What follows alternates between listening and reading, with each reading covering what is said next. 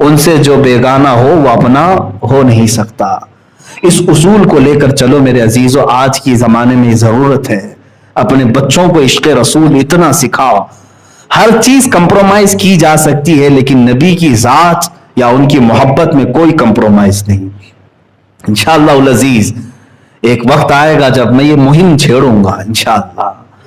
ہم اگرچہ ہندوستان میں رہ رہے ہوں، بھارت میں رہ رہے ہوں، میجورٹی جس کی بھی ہو، لیکن ہم مسلمان یہ قانون پاس کرانے کی ضرور کوشش کریں گے کہ بھارت میں رہتے ہوئے کبھی کوئی حضور پاک کی شان میں گستاخی نہ کرے۔ ہم اس قانون کے لیے تگ و دو کریں گے۔ پارلیمنٹ میں تم بہت سارے بل پاس کرتے ہو، اور اگر یہ قانون پاس کرنے کے لیے مجھ جیسوں کی جان کی ضرورت ہے تو میں پیش کرنے کو تیار ہوں۔ میرے 100 ٹکڑے کر لو اے حکومت ہند، ایک قانون ایسا پاس کر دو کہ رہتی دنیا تک ہندوستان میں کبھی محمد عربی صلی اللہ علیہ وسلم کی شان میں کوئی نہیں بھونک سکے گا، اور اگر کسی نے گستاخی کیا تو اس کو سخت ترین سزا دی جائے گی۔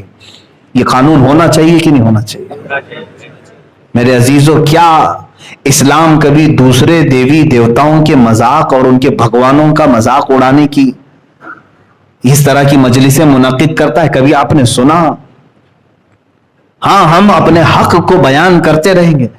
تمہیں جس مذہب سے سروکار ہے اسی مذہب سے تعلق رکھو۔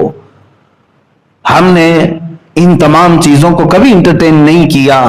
دوسرے مذاہب، مجھے بتاؤ، بدلے میں حضور کی ذات پر جب جب حملہ ہوا، حضور کی ذات پر جب جب حملہ ہوا، مجھے بتاؤ کیا کبھی بدلے میں ہم نے عیسائیوں کے نبی عیسیٰ علیہ السلام کی کردار کشی کی؟ کبھی توہین کیا عیسیٰ علیہ السلام؟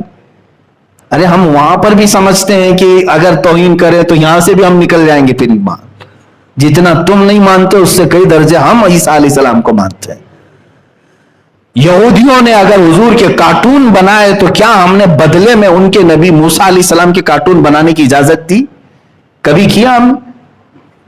ہندو اگر بھونکنے لگا، کوئی بھی ایسا آتنکی ہندو جو نبی کی ذات پر، میرے رسول اکرم صلی اللہ علیہ وسلم کی ذات پر مغلظات بکنے لگا، تو کیا ہم بدلے میں کبھی رام کرشن یا وشنو فلاں اتنے جو ہیں ان کی کردار کشی کی؟ ان کو ننگا کر کے دکھایا؟ کبھی ہم نے ان کو گالیاں دی؟ میرے عزیزو، اسلام ہے ہی نہیں، بلکہ اسلام یہ کہتا ہے لا تسبوا الذین یدعون من دون اللہ۔ اللہ نے یہاں تک فرمایا تم ان لوگوں کو گالی ہی مت دو جو اللہ کو نہیں مانتے، گالی مت دو۔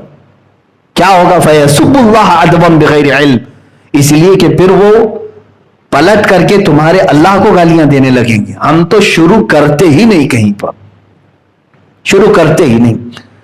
ہاں، ایک بات یاد رکھ لیں، جواب ہم کسی کی گستاخی کا، اگر تم نے میرے نبی کی شان میں گستاخی کی تو بدلے میں ہم تمہارے کسی دیوی دیوتا کی گستاخی کر کے بدلہ نہیں لیں گے۔ ہمارے انتقام لینے کا طریقہ کچھ اور ہے، وہ انشاءاللہ العزیز وقت بتائے گا، وہ وقت بتائے گا۔ نبی کونین صلی اللہ تعالی علیہ وسلم کی ذات پر کسی نے انگلی اٹھائی تو ہم بدلے میں یہ نہیں کریں گے کہ تمہارا خدا ایسا تھا، تمہاری دیوی ایسی تھی، تمہارا دیوتا، ہمیں اس سے سروکار ہی نہیں۔ ہم چھیڑ چھاڑ دیوی دیوتاؤں سے نہیں کرنا چاہتے ہیں، اس لیے کہ ہم عقل رکھتے ہیں۔ اگر ایک ہندو نبی کونین صلی اللہ علیہ وسلم کی شان میں اگر گستاخی کیا تو میں پلٹ کر کے اس کے بھگوان کو گالی دوں گا، تو کروڑوں ہندو اور بھی تو ہیں جو خاموش تھے۔ کروڑوں ہندوؤں کے خدا کو میں کیوں گالی دوں؟ ایک نے کیا ہے نا، میں اس سے نپٹوں گا جس نے گستاخی کی ہے، یہ نہیں کہ اس کی پوری برادری سے۔ اسی طرح سے میں دنیا کو بھی آج یہی کہتا ہوں